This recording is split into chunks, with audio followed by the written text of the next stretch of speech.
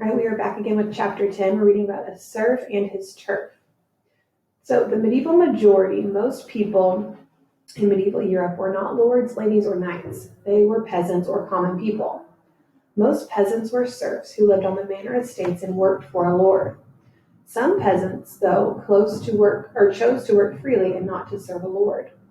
And a peasant is a person of low social rank, usually a farmer or unskilled worker.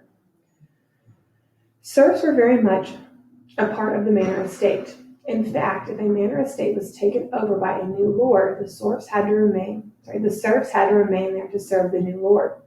If you're thinking that being a serf sounds like something like being an enslaved person, you're right.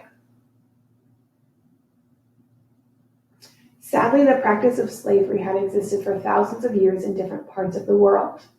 However, the idea of serfdom happened slowly over time as the culture and development of medieval Europe took shape. There was, as always, a need for a large number of workers.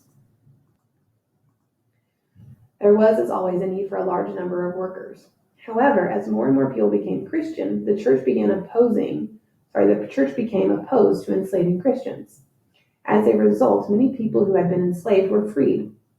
These men were known as freedmen. Unfortunately, freedmen were not always able to make much use of their freedom. Since they had been enslaved all of their lives, they were generally poor.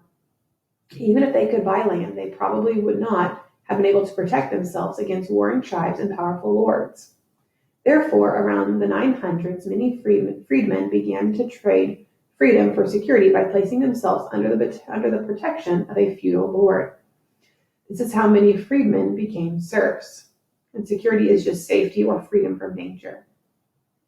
It is important to note that medieval serfs had some rights that many enslaved people did not. They could not be sold apart from the land, and they had the right to keep what was left over after paying whatever they owed to their lord. In addition, serfs could pass property to their children. So before we keep reading, why did slavery end in Europe?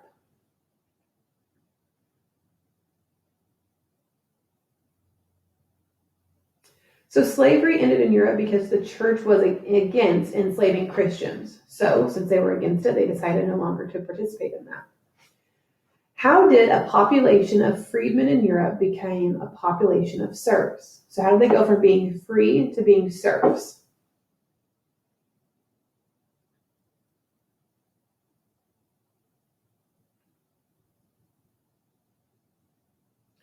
So even though slavery no longer existed, the freedmen were peasants and they were generally poor. So since they didn't have a lot of money to take care of their family and their belongings, they chose to seek security from a lord, which then put them back as a serf.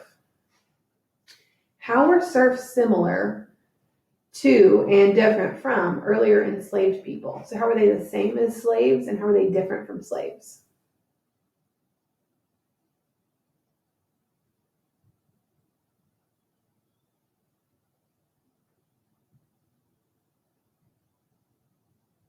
So serfs were like enslaved people because they had to work hard and they chose to serve their master, and they had no rights if the master hurts them. However, they weren't sold like property and they could not be sold apart from the land. All right, we're going to read about the life of a serf. There weren't many luxuries for serfs in the Middle Ages. Generally, they led a hard life. Lords were supposed to protect their serfs, but if the lord treated their serf unfairly, there was little a serf could do about it.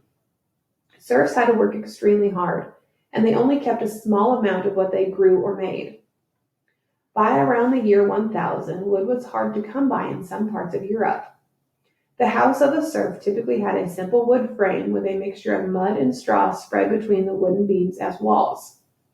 The roof of the house was made of straw, and the floor was dirt.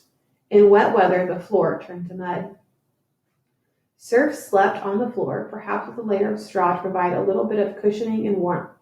They lived with their animals, chickens, sheep, and pigs. There was no fireplace, just a hearth in the middle of the floor with a smoke drifting up through a hole in the roof. Serfs built a few pieces of furniture they possessed, sewed their own clothes, and grew or raised their own food.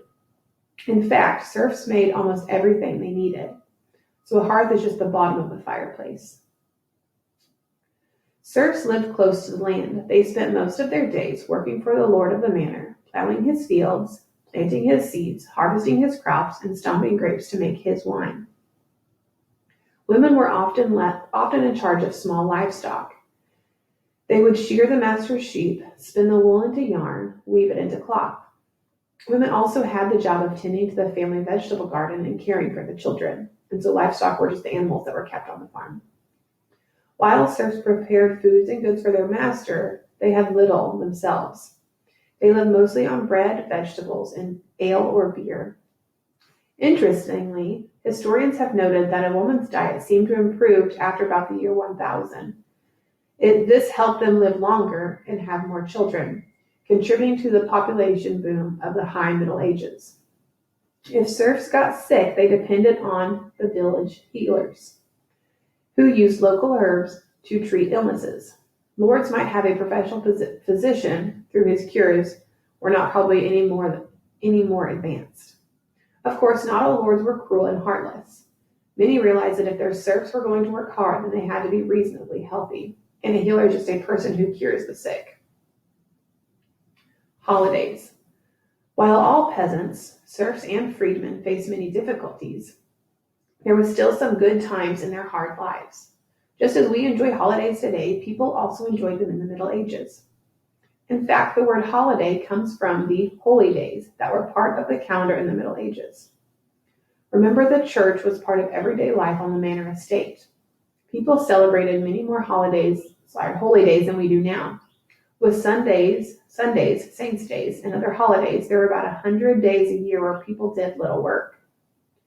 On the holy days, the whole manor attended church. There were usually more of these holy days than worship.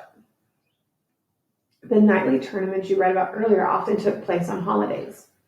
People held parties with music and dancing. They took part in sports such as bowling and wrestling. They watched jugglers and magicians and listened to the traveling troubadours and minstrels. The holiday gave people something to look forward to and lighten the load of serfdom.